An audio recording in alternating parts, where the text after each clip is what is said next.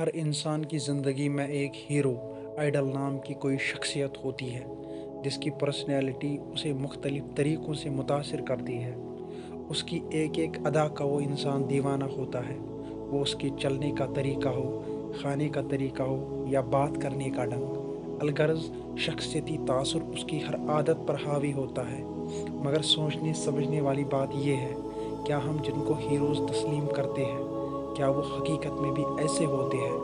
اصل حقیقت یہ ہے، ایک تو وہ ہمیں جانتے نہیں ہیں، اگر کبھی سامنے دیکھنے کا موقع بھی ملے وہ شاید ملنا بھی پسند نہ کرے، کیونکہ گلیمر انسان کو انسانی خصلت سے بہت دور کرتی ہے۔ فیم، شہرت بڑی خطرناک چیز ہے۔ جب لوگ آپ کو حد سے زیادہ عزت دیتے ہیں پھر شاید ہی کوئی ہوتا ہے جو اتنی بے پناہ ملنے والی شہرت کو سنبھال سکے۔ ہم اکثر دیکھتے ہیں کہ جن لوگوں کو عزت شہرت ملتی ہے وہ کسی نہ کسی کنٹروورسی میں پڑ جاتے ہیں اور کمائی گئی ساری عزت شہرت ایک پل میں ختم ہو جاتی ہے۔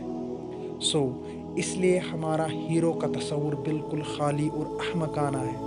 The heroes we made are pseudo, fake and senseless.